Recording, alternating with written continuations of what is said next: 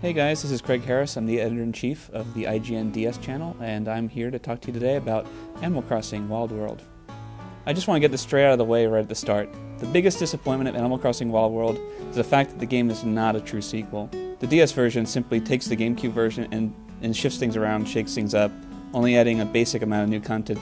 So if you already built up a village on the GameCube, you might find the DS version a little harder to swallow because you've already done all the same tasks before. That said though, Animal Crossing Wild World is one of the biggest time drainers in the history of video games. It's been more than a week since I've written the final word in the IGN review of the game, and I'm still playing Animal Crossing at least 2 hours a day. If you want a game that will last you a good long time, then this will be the best investment you'll make all year. Animal Crossing isn't much more than a bunch of menial tasks that are grouped together. So in the game, you'll be the delivery boy, you'll be the garbage man, you'll be the gardener, you'll be the fisherman, you'll be the salesman. Now granted, it's a little hard to recommend a game where all you're really doing is the same chores that you're avoiding by playing video games in the first place. But because the whole focus of the game is to make the town your own, these tasks are enormously fulfilling to perform. The game is really about personal expression and customization. Your encouragement is to build up the best freaking village you can, and the only way you can do this is to constantly maintain it. Plant new trees, plant new flowers, uproot weeds when they sprout up. The town's museum can only be cool if you make it cool, so you have to catch some bugs and fish, dig up some fossils, and buy some pieces of artwork to stock its collection. And much of the time can and will be spent buying some trinkets and doohickeys to make your home your own little virtual habitat.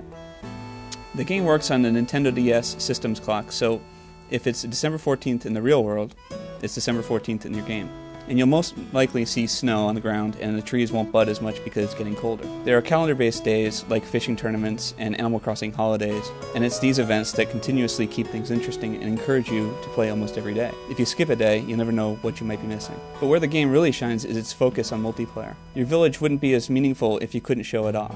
The GameCube version allowed other Animal Crossing players to visit, but only by using their memory card on your GameCube, which is something that eliminated the point if, say, you had a friend on the other side of the country. With the Nintendo DS version, though, multiple players can jump into someone's village, either locally or through the Nintendo Wi-Fi connection. So literally, a buddy on one coast can pop into another player's village on the other coast. Any patterns you create in the game's art program can be put on display in someone else's village, which has the potential of moving from game to game to game. Animal Crossing has a huge potential for viral gameplay. If you create a constellation in your night sky, that design could end up in a visitor's village without you knowing. If you taught one of your neighbor animals a catchphrase, or if you chose one of your clothing patterns, that animal could teach the other animals that phrase or give them that pattern. And if one of those neighbors decides to move away to another player's village through the Wi-Fi connection, someone you don't even know could end up with your animal teaching their neighbors your catchphrase or giving them your pattern. And that's just unbelievably cool.